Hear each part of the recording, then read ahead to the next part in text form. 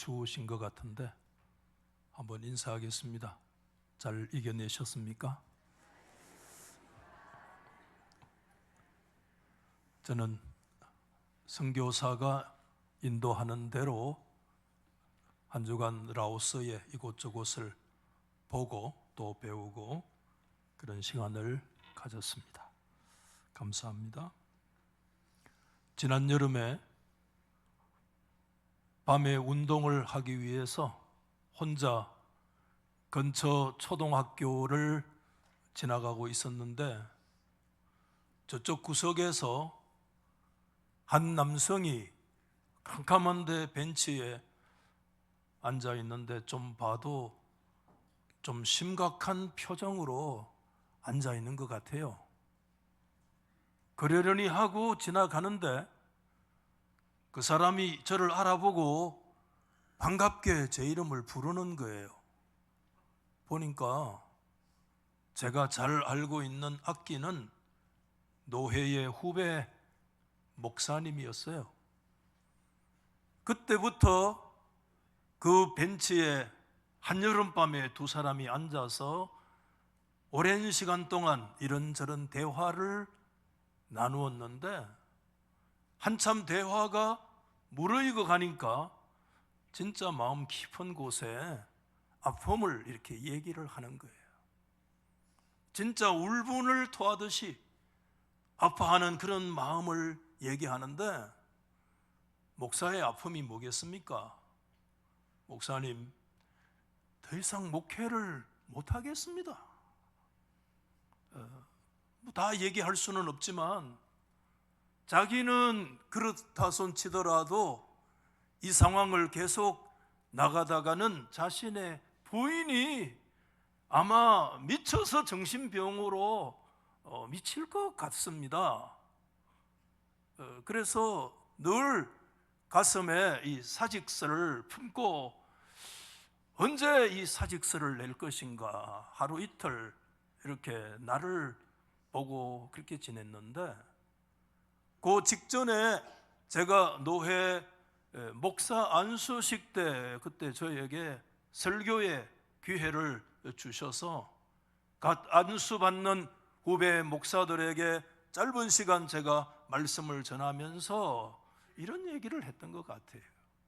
30년 동안 담임 목회를 해봐도 목회는 이런 것이다 라고 하는 황금률은 없는 것 같다.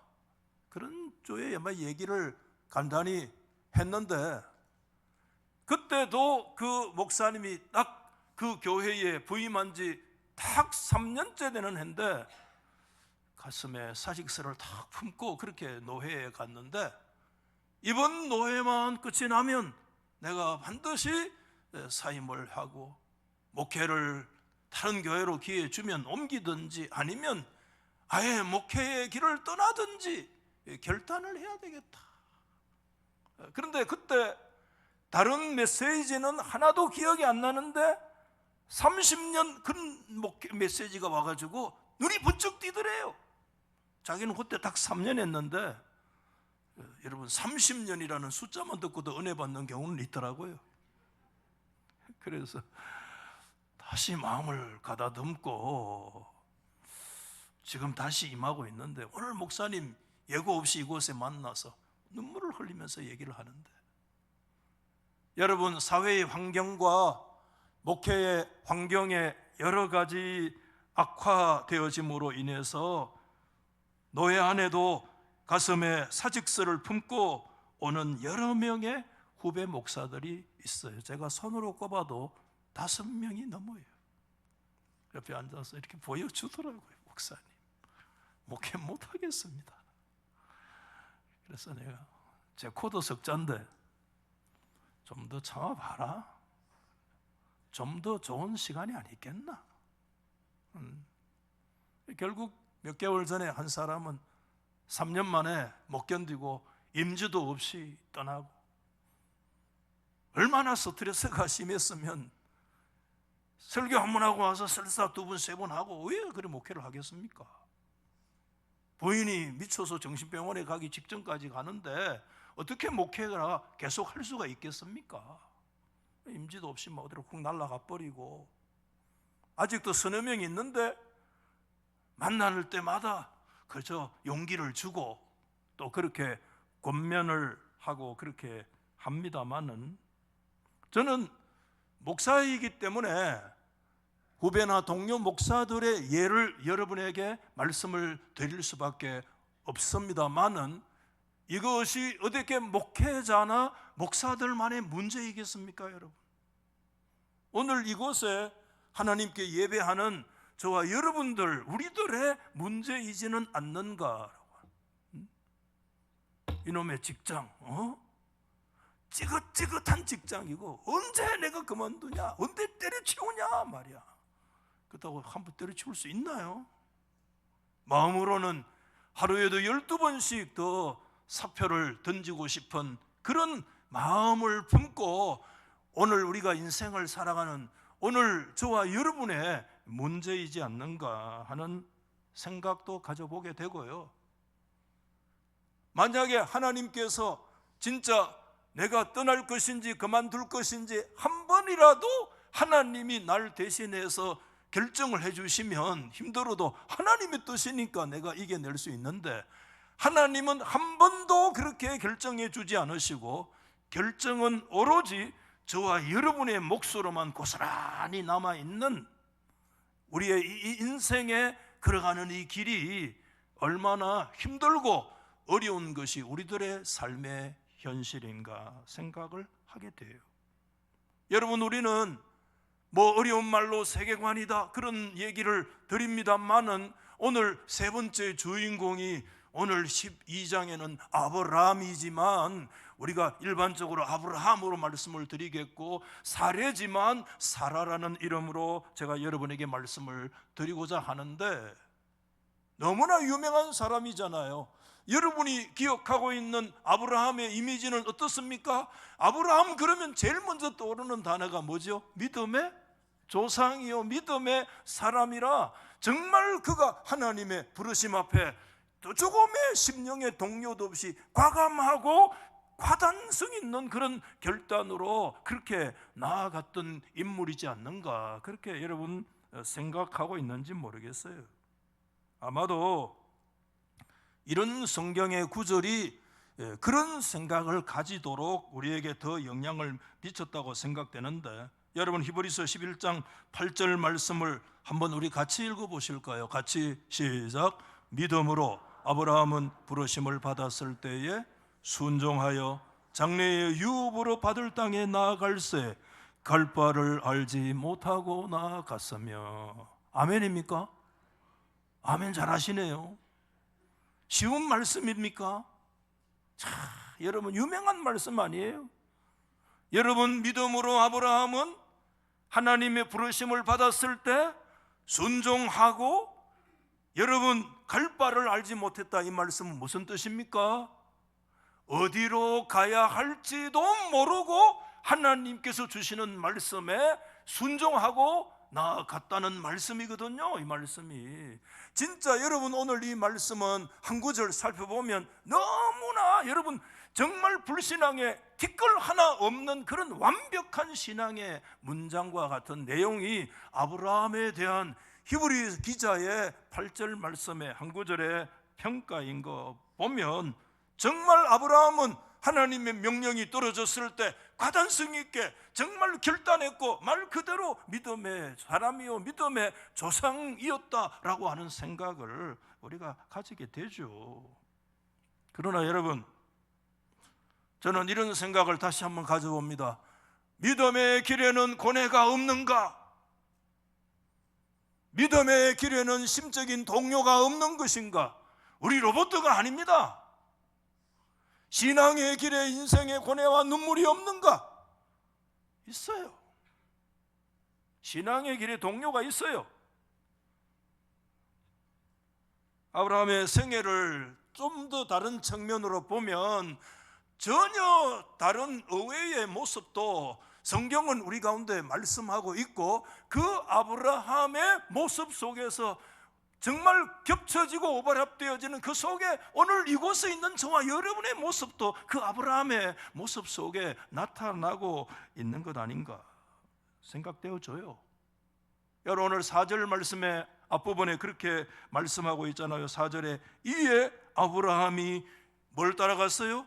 여호와의 말씀을 따라갔어요. 신앙은 여호와의 말씀을 따라가는 것이 신앙인데 여기에 이에 영어로 so 그래서 결국 그랬다 이런 얘기거든요. 사실은요. 여러분 아브라함의 결단은 쉬운 결단이 사실상 아니었다는, 어쩌면 이해라고 하는 단어가 상당히 그 아브라함의 복잡다단한 그런 심사도 아마 포함되어져 있는 그런 모습이지 않을까 생각이 되기도 해요. 아무런 감정의 동요 없이 평화로운 상태에서 내린 그런 선택 같지는 않고 정말 쉬운 선택이 아니고 부담감과 결단이 서로 합쳐져 있는 듯한 그런 느낌을 받는 이해라는 단어 안에 어쩌면 다 들어있지 않는가 그런 생각이 들기도 하잖아요. 여러분 실상 아브라함은 어느 날 그의 결단은 갑자기 모든 거 다 내팽개치고 버려두고 가나안으로 갔습니까 여러분? 어느 날 갑자기 하나님 명령 떨어지니까 바로 그냥 고 스트레이트 직행해가지고 가나안까지 갔습니까? 아니잖아요.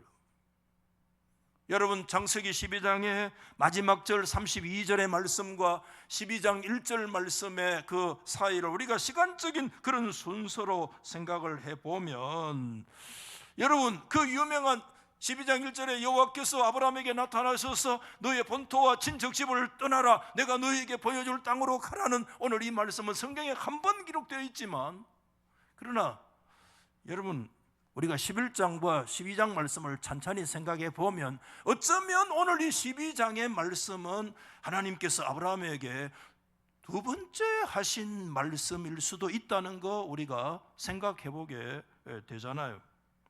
여러분 아브라함의 아버지 데라가 죽은 다음에 두 번째 나타나서 그 이전에 갈대아 우르에서 첫 번째 주신 말씀을 또 다시 한 번 더 반복해서 주시는 말씀으로 우리가 받을 수 있는 거 아니겠어요? 이것은 신약 성경의 그 유명한 여러분 스데반 집사의 설교의 말씀에서 우리가 조금 더 분명해질 수 있어요. 사도행전 7장 2절 말씀 이하에 보면 스데반이 설교했던 내용입니다. 여러분 부형들이여 들어소서, 우리 조상 아브라함이, 이렇게 얘기합니다. 아브라함이 조상인데 그의 생애의 여정을 설명하는데 하란에 있기 전에 어디에 있었다는 겁니까? 메소포타미아에 있을 때. 여기에 메소포타미아가 바로 어디입니까? 수메르 문명, 최초의 인류의 문명의 장소인 갈대아 우르, 그의 원고향이 갈대아 우르가 메소포타미아에 있을 때, 그때 누가 나타났어요? 영광의 하나님이 메소포타미아 우르의 일반 역사에서 우르크라고 하는 곳이잖아요. 그 우르크에 있을 때 영광의 하나님이 아브라함에게 나타나셔서 말씀했습니다. 너의 고향과 친척을 떠나 내가 너에게 보일 땅으로 가라. 그래서 아브라함이 갈대아 사람의 땅을 떠났습니다. 그래서 어디에 바로 고 스트레이트 바로 직행해가지고 가나안 땅으로 갔습니까? 아니면 어디에 지났어요? 하란에 거하다가 그곳에서 205세에 그의 아버지 부친 데라가 죽음에 하나님이 그를 다시라는 말이 없지만 하나님이 한 번 더 얘기합니다. 그 갈대아 우르에 살을 때 영광의 하나님이 나타나셨다. 또 나라에서 하나님에 머물고 있는데 하나님이 아버지가 죽고 두 번째 그를 거기서 너희 지금 사는 이 땅으로 옮기셨다라고 하는 그 시간 순서대로 여러분 이 스데반 집사의 설교 속에 좀 더 분명해지는 것을 볼 수 있잖아요. 여러분들. 하나님은 적어도 고향과 친척을 떠나 보일 땅으로 가라는 말씀은 두 번에 걸쳐서 주신 말씀이라고 하는 거 충분히 생각되어지는데, 이렇게 생각해 보면 아브라함 그러면 제일 먼저 떠오르는 무슨 이미지? 믿음의 조상의 이미지, 동료 없는 결단, 과감하고 결단성 있는 그런 믿음의 사람. 맞아요. 그거 인정해요.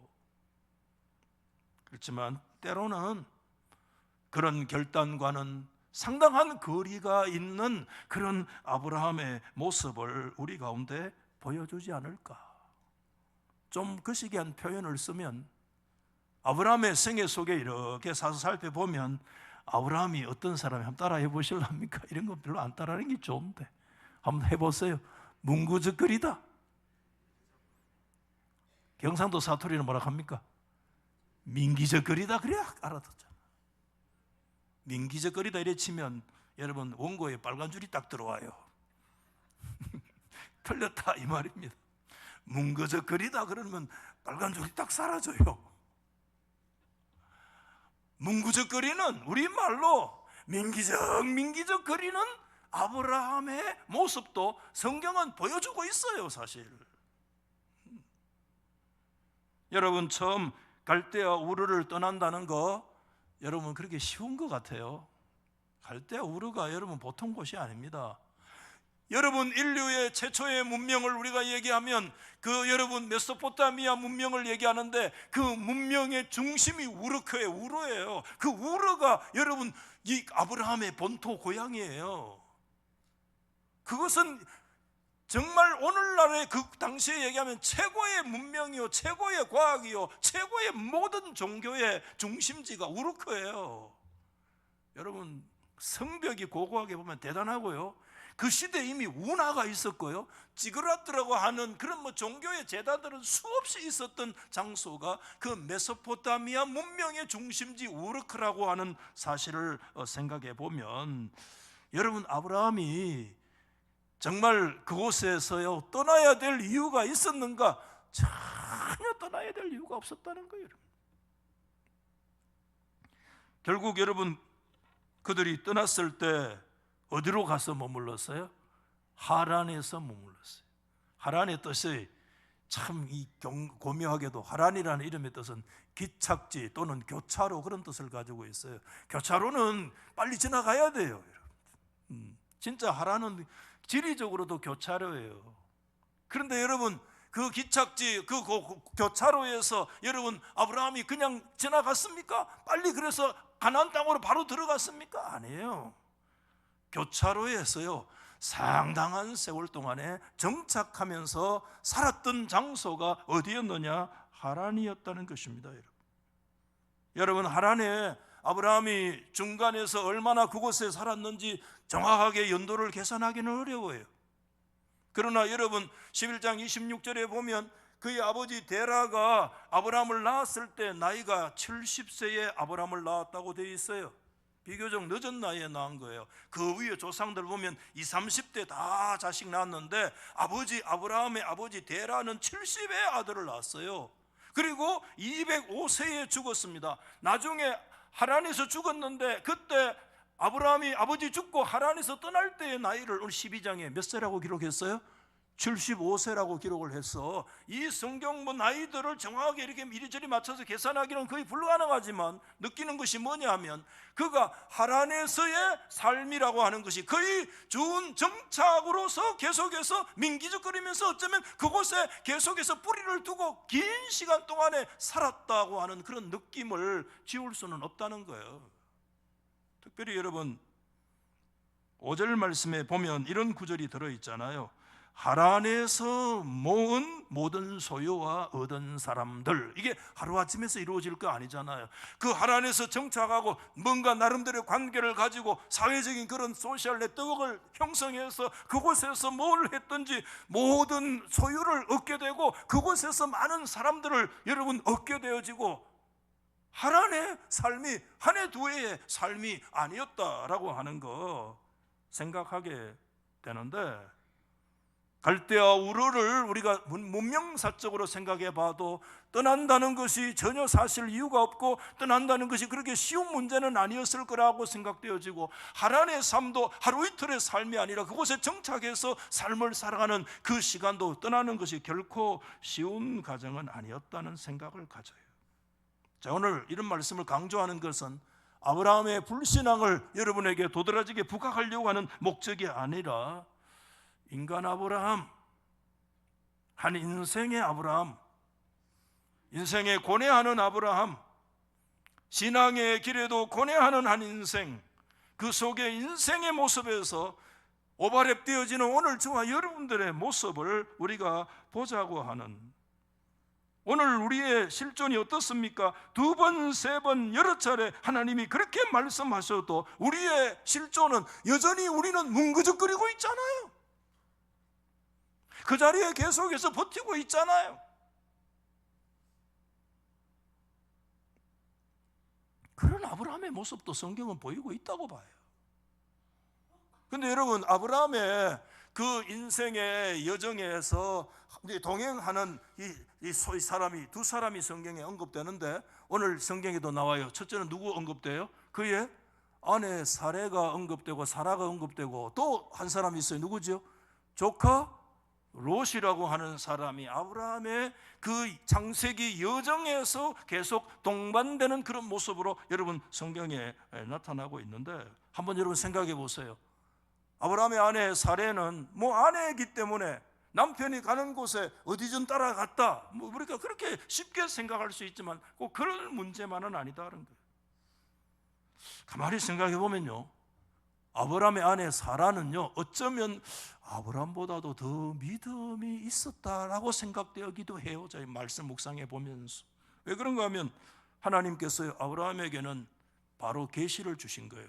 아브라함에게는 그 계시가 직접 계시지만 사라에게는 그 계시가 항상 어떤 계시였어요?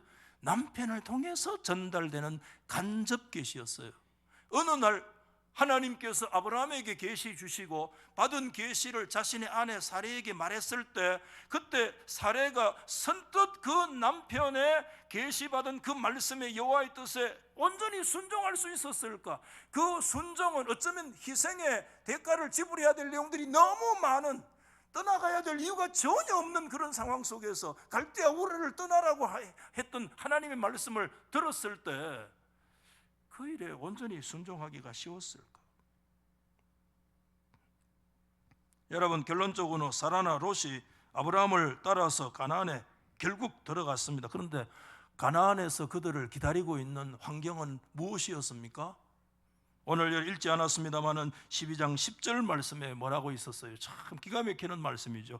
그 땅에 뭐가 들었다고요? 기근이 들었다고요. 잘 아는 말씀이잖아요. 하나님 여호와의 명령을 따라 남편을 통해서 주신 그 계시의 말씀을 따라 순종하며 나아갔는데, 결국 하나님 여호와의 말씀 따라 갔던 그들의 삶의 기착지에서 나타나는 것이 뭐냐 하면, 번영과 부요가 그들을 기다리고 있는 것이 아니라, 여러분, 기근이 그들을 기다리고 있었을 때, 여러분 고대 세계관으로 들어가면 그들 앞에 기근이 나타났다는 것은 뭘 얘기하느냐? 자기가 섬기는 신의 무능함을 드러내는 거예요. 여호와 하나님이 무능하십니까? 그 갈대아 우르의 문명의 땅을 벗어나서 정말 모든 그 희생의 대가로 지불하고 드디어 마침내 이의 말씀 따라 마침내 가나안 땅에 들어왔는데, 그 땅에서 기다리는 것이 기근이었을 때, 그때 그들이 섬기는 여호와 하나님 따라왔는데 그 하나님이 과연 무능한 하나님이라 과연 그 땅에서 기근의 문제를 해결하지 못하고 약속의 땅이라고 했던 그곳에 기근이 들어 있었습니까? 여러분, 사라는 아브라함과 동행하는 선택을 과연 어떻게 할 수 있었을까? 창세기 성경은 사실 사라는 계속 침묵하는 여성으로 그렇게 나타나는데요. 여러분, 베드로 후서에 보면 베드로 사도가요 아주 독특한 말씀을 기록한 적이 있어요. 여러분, 베드로전서 3장 5절과 여러분 6절 말씀에 이런 말씀이 기록됐는데, 전에는 창세기까지 거슬러 올라가는 거죠. 하나님께 소망을 두었던 누가 있어요? 거룩한 부녀들도 있었는데 그 부녀들의 모습은 이와 같이 자기 남편에게 순종함으로 자기를 단장했는데, 그 거룩한 부녀의 베드로가 등장하는 대표적인 인물이 누구냐? 사라를 들은 거예요. 사라의 어떤 모습이냐? 아브라함을 뭐라고 칭했다? 주라고 칭하여 순종한 것 같이 너희도 선을 행하고 아무 두려운 일에도 놀라지 않냐면 그의 딸이 된 것이다. 야, 여러분, 이 구절 잘 됐다. 오늘 집에 가서 성경에 뭐라고 기록됐더노? 안에 앉혀놓고 나를 오늘부터 주라고 불러라. 또 그런 인간이 한두 명은 있을 수 있어. 또 근데 여러분, 오늘 이 구절은 절대 그런 구절, 그 심판을 위해서 우리에게 주신 말씀이 아니에요. 이 말씀은 고대 세계로 들어가면 굉장한 말씀이에요, 여러분. 고대 세계에서요, 한 가정의 가장은 남자가 더 유능하고 여자가 열등하다는 이 말씀은 성경 어느 곳에도 말하지 않았어요. 한 가정의 남편이고 한 가정의 남자는 뭘 얘기하느냐 하면, 한번 받아보십시다. 하나님의 계시의 수여자, 하나님의 계시의 수여자라는 거예요. 이게 히브리 사상이에요. 이 계시의 수여자 사상이 신약 성경에 가서 남편이 아내의 머리됨이, 이게 남편이 머리 되니까 밟아보자, 둘이 뵐수록 좋다 하더라, 뭐 그런 게 아니에요. 절대 그런 게 아니에요. 남편을 하나님께서 가장의 영적인 호조로 삼으시고, 하나님의 계시의, 신약은 뭐 우리 모두가 계시의 수요자, 성령 안에서 이 말씀을 얘기하고 있는 거예요. 그래서 여러분, 사라를 거룩한 부녀의 대표자로 세웠던 것은 그때 하나님이 남편 아브라함에게 하나님의 위대한 계시의 말씀, 전혀 떠날 수 필요가 없는 갈대아 우르 문명의 중심지에서 모든 것 내려놓고 희생하고 떠나라고 하시는 계시의 말씀이 아내 사라에게 그의 입을 통해서 증거되어질 때, 아내 사라는 하나님 앞에서 남편을 주라고 순종했다는 건, 남편을 주님처럼 섬겼다는 단순한 그런 말씀이 아니라 그를 통해서 주시는 여호와의 계시의 말씀에 믿음으로 동참했다, 그런 뜻이에요. 오늘도 여러분, 하나님이 주시는 하나님의 말씀에 믿음으로 동참할 때 시대를 초월해서 저와 여러분들이 누구가 되느냐? 거룩한 부녀인 여러분 사라의 딸이 되어진다고 하는 이 엄청난 말씀을 여러분 사도 베드로가 우리 가운데 말씀을 하고 있는 것 아니겠습니까, 여러분? 그러므로 여러분, 오늘 지금 아브라함에게 그때 하나님께서 그 갈대아 우르에 있을 때 하나님께서 그때 아브라함에게 주신 계시의 내용이 무엇일까요? 그 계시의 내용을 남편에게 주고 남편에게 통해서 아내가 그 하나님 앞에 계시의 말씀을 받았는 것, 오늘 창세기 성경에는 본토 친척 아비 집을 떠나라고, 고향을 떠나라는 그 말씀만 계속 반복해서 말씀을 하고 있는데 진짜 내용이 무엇이올까? 성경은 그런 걸 자세하게 말하고 있지는 않아요. 그러나 제가 지난주에 1세기 사가 요세푸스의 유대 고대사에 대한 얘기를 했잖아요. 성경은 아니지만은 상당히 의미 있는 글들이에요. 왜 그런가 하면 그 유대인들의 그 여러분 전성, 트레디션의 내용을 기록하고 있거든요. 그때 유대인들의 전성에서 아브라함이 갈대아 우르에 살았을 때의 그 상황을 자세히 기록을 해놓은 거예요. 참고로 그냥 말씀을 드릴 수 있어요. 유대 고대사에 이렇게 얘기한 거예요. 조금 길잖아요. 간단해 내용은. 아브라함은 세상에는, 이때 갈대아 우르에 있을 때입니다. 세상에는 오직 한 분이신 창조주 하나님이 존재하며 다른 신들이 인간에게 행복을 기원하는 것이 있다면 그들의 어떤 능력 때문이 아니라 하나님이 그렇게 정하셨기 때문이라는 관념. 다시 말하면 따라합시다. 하나님만 유일하신 신이고 그 하나님이 창조주시다. 아멘. 이 사상을 그 갈대아 우르의 그 시대 문명사회에 최초로 전파하기 시작했던 사람이 누구였느냐? 아브라함이었다는 거예요. 성경 내용은 아니에요.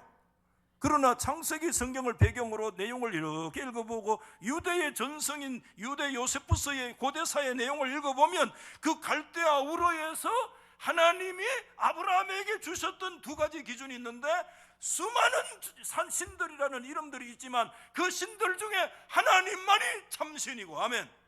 그 하나님은 어떤 분이냐면 창조주 하나님이시고 인생의 주인이시라는 거예요. 이 사상을 갈대아 사람들 그 시대에 전파하기 시작했던 최초의 인물이 누구냐나 믿음의 사람. 그래서 믿음의 조상인 거라는 거예요. 그런데 그 아브라함의 이 주장에 갈대아 사람들, 메소포타미아 사람들이 어떻게 했어요? 받아들였어요. 강력하게 반대. 미친놈이죠, 미친놈. 수많은 신들이 있는데 어떻게 너에게 나타난 신만 참 하나님이냐? 그 하나님이 어떻게 천지 만물을 창조한 창조주냐? 미친 소리 하지 마라. 강력하게 반대하고, 그래서 아브라함은 그곳을 떠나는 것이 좋겠다고 생각했고 살 수 없었다는 거죠. 결국 그 사상으로는 하나님의 명령에 의해서 가나안 땅에 들어오게 되었고 하나님의 도우심을 받아 그곳에 살게 되었다. 이게 유대인들의 내려오는 히브리 전성이에요. 그거를 여러분 요세푸스가 이런 내용을 바탕으로 이렇게 성경을 적었다는 거예요. 이 사상이, 이 믿음이 하나님께서 아브라함에게 주신 것이고 이것이 그의 입을 통해서 누구에게 전달됐어요? 아내인 사라에게 전달되어졌을 때 사라는 주라고 남편을 이렇게 받들어 섬겼다는 그런 단순한 말씀이 아니라 그 남편을 통해서 전달된 여호와의 계시의 말씀이 요세푸스의 기록에 하면 두 가지인데 하나님만이 참 하나님이고 하나님이 유일하신 하나님이심과 창조주 하나님이시라는 사상이 전파되어질 때 그 계시의 남편에게 계시에 함께 믿음으로 동참한 것이 순종이야. 그 길을 걸어갈 때 사라가 뭐냐 하면 거룩한 부녀의 길을 걸어갔다 이렇게. 그리고 히브리서 성경에 사라도 뭐라고 얘기했어요?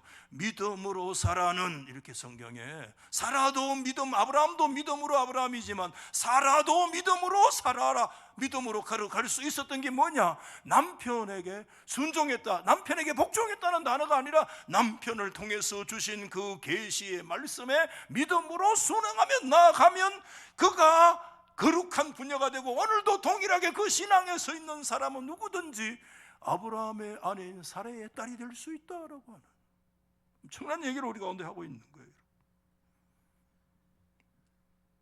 여러분, 오늘 아브라함은 갈대아 우르라고 하는 그 문명 복잡다단한 곳에 살 때 그의 인생의 기준이 무엇이었는가?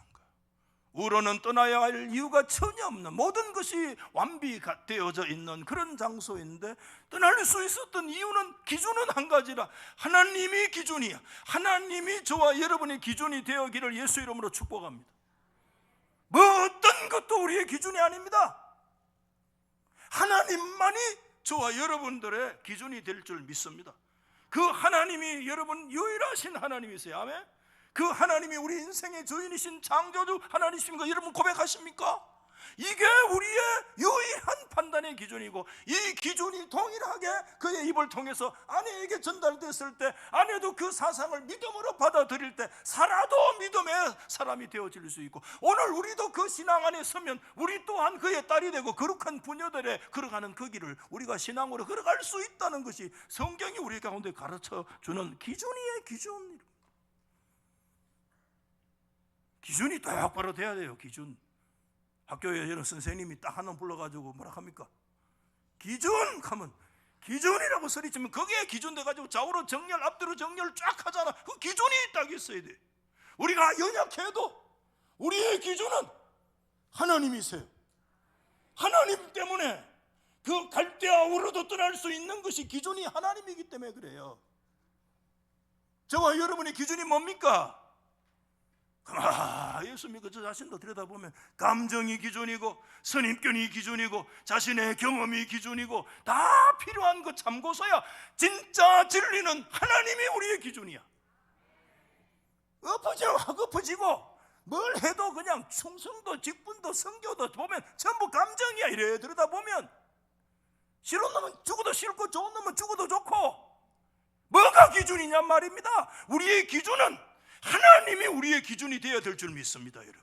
그래야 여러 가지 보여요. 그래야 내 자신을 넘어서서 이 사람도 보이고 저 사람도 보이는 거예요, 여러분.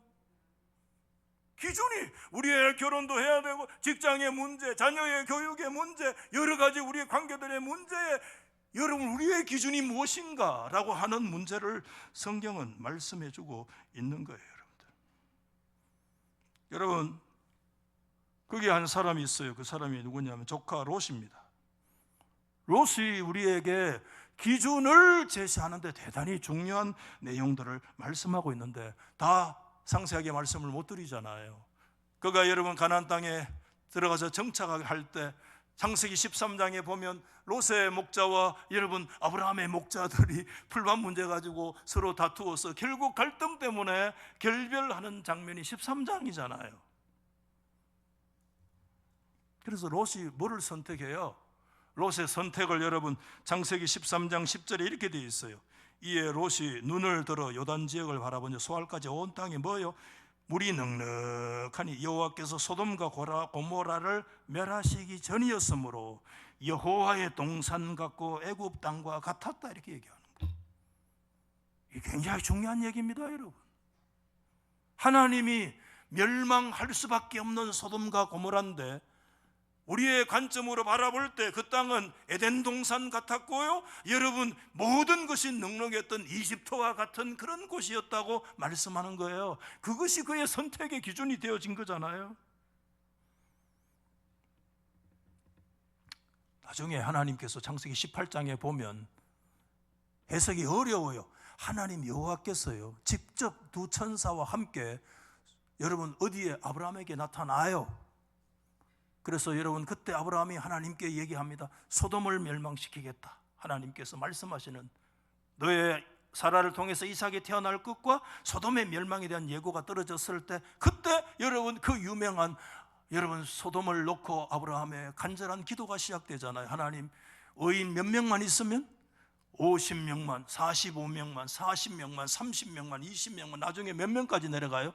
10명만 있으면 이 도성을 멸하지 아니하시니. 그래, 멸하지. 그 의인 10명이 없어가지고 하나님 앞에 멸망당했던, 불과 유황으로 멸망당했던 성이 소돔과 고모라였음을 우리가 잘 아는데, 이제 멸망 직전입니다. 불이 막 내리기 직전인데 여러분 롯의 가족이 여전히 그곳에 빨리 떠나가라 그래도, 여러분 창세기 19장 16절 말씀 보세요.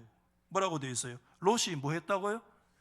야, 불이 막 떨어지는데 지금 지체하니까 얼마나 급했던지 그 천사들이 뛰어들어가가지고 누구의 손을 붙들고 롯의 손과 그의 아내의 손과 두 딸의 손을 잡아 인도하여 성 밖에 두니 여호와께서 그에게 자비를 더하심이었더라. 하나님의 자비라는 단어가 여기에 어울립니까, 여러분? 하나님이 자비를 베푸신다면 그들이 살고 싶은 그 소돔 땅에 계속해서 갖추어진 모든 것에 더 온전히 그곳에 오랫도록 사는 게 하나님의 자비여야 되지. 하나님의 자비인데 그 모든 그 갖춘 자리를 떠나는 것이 하나님의 자비입니까? 진리가 위협당한다면, 진정한 가치가 위협당한다면, 하나님의 존재가 위협당한다면, 여호와 신앙이 위협당한다면, 아무리 여호와의 동산처럼 갖추어진 곳이라도 떠나는 것이 축복이고 그것이 선택의 기준이 되어야 될 줄 믿습니다. 여러분, 16세기 종교개혁기에 유명한 화가 한 분 있는데 알브레히트 듀러라고 하는 이분의 그림 여러분 잘 알아요. 이름은 잘 몰라도 듀러의 그림이 손을 모으고 뭐 하는 그림입니까? 기도하는 손, 유명한 거 보셨죠? 이 기도하는 손을 그린 사람이 바로 알브레히트 듀러라고 하는 사람의 그림이에요. 이 종교개혁기 그 무렵에 직전에 살았던 사람인데요, 이 알브레히트 듀러의 그림 가운데 어떤 그림이 있는가 하면 한번 보세요. 딸들과 함께 지금 소돔성을 탈출하는 롯에 대한 그림이 있어요. 이게 여러분 16세기 초에 듀러의 그림이에요. 잘 그림 보입니까? 저 뒤에 막 두 군데 불이 떨어져요. 한 군데는 어디입니까? 소돔성이고 한 군데는 어디예요? 고모라의 불과 유황이 막 떨어지고 있다는 걸 잘 그림으로 보여주잖아요. 그런데 왼쪽에 그 바위 옆에 그 오솔길처럼 누가 하나 서 있어요. 저 사람 누구예요? 저 사람 누구예요? 한번 얘기해 봐요. 누굽니까? 참 진짜 성경 좀 읽어요. 누굽니까? 그렇지, 롯의 아내. 아이고 참, 지금 소금 기둥으로 서 있는 거 아닙니다. 아직 성 밖으로 하나님이 강제로 끌어냈어요. 그런데 여러분 이 그림으로만 제서로 표현이 안 되는데 이 그림을 좀 더 자세히 이렇게 보면요, 눈이 반짝반짝 빛나는데 그 눈의 방향이 어디냐 하면 저 불타고 있는 어디에 집중하고 있어요? 소돔과 고모라에 집중하고 있는 거야. 그 무서운 집착, 이걸 보여주는 거예요. 그래서 지금 뒤따라 쳐져가지고 지금 저기에 내 보석 반지가 불타는데, 저기에 내 뭐 명품 브랜드가 샤넬이 가방이 불타는데, 저기에 고나드가 불타는데 하면서. 근데 밑에 이제 세 사람이 이제 막 앞에 지금 한 분이 막 이렇게 가는데 이 사람이 누굽니까? 말 좀 해봐요. 롯이라 롯. 롯인데 롯이 입고 있는 옷을 가만히 보세요. 창세기 그림인데 뒤로가 자기가 살고 있는 16세기 독일의 상황을 여기에 다 반영한 거예요. 저 옷은요 독일에서 그 당시에 안 나요. 수입 브랜드 명품입니다. 그걸 알아야 돼요. 그 명품 어디서 그 당시 모피 코트가 유명한 곳이 어디입니까 그때? 오늘 터키에서 이 터키 선교사 있잖아요. 터키에서 여러분 수입한 명품 코트를 지금 화가가 누구에게 입혀놓고 있어요? 지금 롯에게 딱 입히고 있는 거예요. 옆에 그리고 살짝 지금 들어가지고 안에 지금 속옷도 보여주는 거예요. 속옷이 상당한 지금 가격으로 명품이나 지금 명품으로 들이감았어. 그리고 뭐까지 보여줘요? 가죽장화, 여라 부터. 이거 다 외국산이야. 독일에 이런 거 없어. 명품으로 지금 완전히 디리디리 감고 있는 그 당시 그 독일 사람들의 모습을 이 그림을 통해서 얘기하는데, 왼쪽에 여러분 뭘 들고 있는가 하면 잘 안 보이죠? 왼쪽에 롯이 들고 있는 게 바구니에 계란을 들고 있습니다. 아이고 그놈까지 계란. 여러분 그때 계란은요 귀족들만 먹을 수 있는 거예요. 아무나 못 먹어요. 오늘 우리 귀족 더 이상한데 계란. 저도 어제 주게 계란 먹었는데 어깨에 지금 하나 딱 맸어요. 지금 뭡니까? 뭘 메고 있어요? 물통 아닙니다. 뭡니까? 술통입니다. 여러분 이 술통을 메고 지금 찌딱거리며 가는 이 모습은 뭘 얘기하느냐 하면 저 술 먹고 뭐 했습니까? 두 딸들과의 관계 속에서 여러분 엄청난 실수를 범하는 그런 것들이 벌써 이 술통에서 이미 예견되어져 있잖아요. 자, 왼쪽에 두 딸들이 지금 따라가는데 왼쪽에 딸을 보십시오. 그 빨간 옷을 입고 있는데 보통 옷이 아니야. 이건 뭐 샤넬, 이건 저리 가라야지. 샤넬이 저런 옷이 있는 거 모르겠어. 하여튼 뭐 드리가 뭔지 프리가 뭔지 그리가 뭔지 모르겠는데 하여튼 막 입고 떼묻으면 안 돼. 살짝 들어야 돼. 땅에 그이면 안 돼. 요새 애들이 막 머리 막 훅가시 올려가지고 막 그거 구기지면 안 되기 때문에 잠잘 때도 막 대가리 들고 자고 막 이래. 그 안에 여러분 청색 치마도 보통 치마가 아니야. 명품이야 이것도. 여러분 머리에는 지금 뭐를 입는지 모르겠는데 막 지금 바리바리 지금 싸들고 아마 저 안에 뭐가 들어있는지. 왼쪽에 여러분 저 딸을 보면 왼쪽에 손에 들고 이게 실뭉치 실패뭉치 이제 가서 뭘 또 해야 되니까 오른손에 작은 뭘 들고 있습니까? 함을 들고 있는데 이게 무슨 함이에요? 집에 보석이 좀 있는 모양이네. 우리 집에는 보석함이 없습니다. 보석함을 지금 들고 지금 이렇게 불과 유황을 해서 멸망당하는 떠나는 그 모습을 얘기를 해주고 있습니다. 롯의 가족에게 진짜 축복이 무엇일까요? 그 정말 모든 것이 갖추어진 그곳에서 대대손손이 누리며 사는 것이 복이었을까요? 여호와의 동산같이 보이는 그런 풍족한 곳이어도 그것이 떠나는 것이 하나님의 진정한 축복이었다는 사실입니다. 여러분 롯이라는 사람은 여러 가지 우리와 같은 인간의 약점을 보이고 있습니다만 그때 롯의 선택의 기준이 무엇이었는가? 여러분 베드로 사도는 굉장히 깊어의 영성으로요 베드로후서 2장 8절 말씀에 베드로가 이렇게 얘기했어요. 이는 그 의인이, 이 의인이 누구입니까? 롯이 성경은 의인이라고 얘기하는데 그들 중에 그 소돔 땅에 살면서 날마다 그 땅에서 나는 불법한 행실을 보고 들음으로써 그 마음의 심령이 어떻게 됐다고? 의로운 심령이 상했다 이렇게 얘기한 거예요. 여러분 부족했지만 롯은 그 땅에 살면서 그 소돔 땅에서 일어나는 그런 모든 죄와 불신앙의 역사를 바라보면서 하나님 앞에 하나님의 사람으로 그 의로운 심령이 상하는, 그래서 성경은 롯을 일컬어서 의인이라고 이 얘기를 하는, 오늘 말씀을 정리하려고 하는데요. 믿음의 조상 아브라함요, 그 사람 어떤 사람이었습니까? 그렇게 과단성 있는 사람이었다기보다는요 때로는 뭉기적거리는 사람, 두 번, 세 번 얘기해도 여전히 지체하고 머뭇거리는 사람, 그것이 어쩌면 아브라함의 모습이었다. 여러분 성경에 누구도 완벽한 사람은 없었고요 완벽한 공간, 완벽한 교회는 없고요, 우리 인생의 완벽한 타이밍은 존재하지 않습니다. 그러나 우리에게 한 가지 중요한 것은 있습니다. 우리에게 하나님이 제시하는 크라이테리아, 하나님의 기준은 있습니다. 아브라함도 부족하고 사라도 부족하고, 특별히 롯은 오늘 우리와 똑같은 인간상을 보여주고 있지만 그럼에도 그들에게 하나님의 주신 하나님의 기준은 있습니다. 하나님이 아브라함에게 주신 기준이 뭡니까? 하나님만이 참 신이시다. 할렐루야.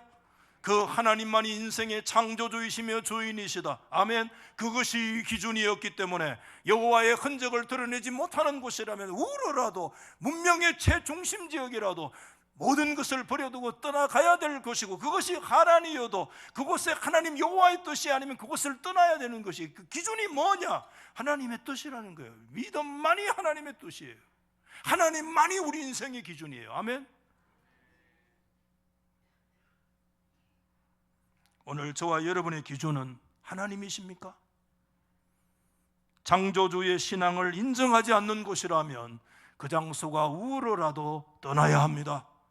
그러나 하나님의 신앙이 나타나고 뜻이 있는 장소라면 그곳이 가나안이라도 갈등이 있어도 그 자리에서 우리는 떠나면 안 됩니다. 그 자리에 머물고 있어야 합니다. 갈등 때문에 피하여 가는 것은 하나님의 뜻이 아니에요. 갈등이 있어도 그 자리에 머물고 있어 그 갈등을 이기고 견디고 믿음으로 순종하고 그곳에 하나님의 뜻을 성취해야만 하는 것입니다. 오늘 저와 여러분의 기준은 무엇일까요? 감정도 경험도 다 우리 생에 필요해요. 그거 다 중요한 우리 인생의 자산이고 요소예요. 그러나 그것을 뛰어넘는 우리의 크라이테리아, 기준이 뭐냐? 우리의 기준은 하나님만이 우리의 유일한 기준이십니다. 여러분, 이것이 우리가 떠날 것인가 머물 것인가의 유일한 판단의 기준은 하나님께 있다. 여러분의 가슴에 혹시 사직서를 품고도 오늘 이놈의 직장 하면서 다니는 분 혹시 안 계십니까? 인생의 여러 가지 고뇌 속에 머물러 있는 분들 혹시 안 계십니까? 있을 거예요. 저와 여러분에게 우리의 환경이 기준이 아니고 내 감정과 여건이 기준이 아니고 하나님이 저와 여러분의 기준이 되셔서 그 하나님을 따라 저와 여러분들이 걸어가는 믿음의 사람 될 수 있게 예수님의 이름으로 축복합니다.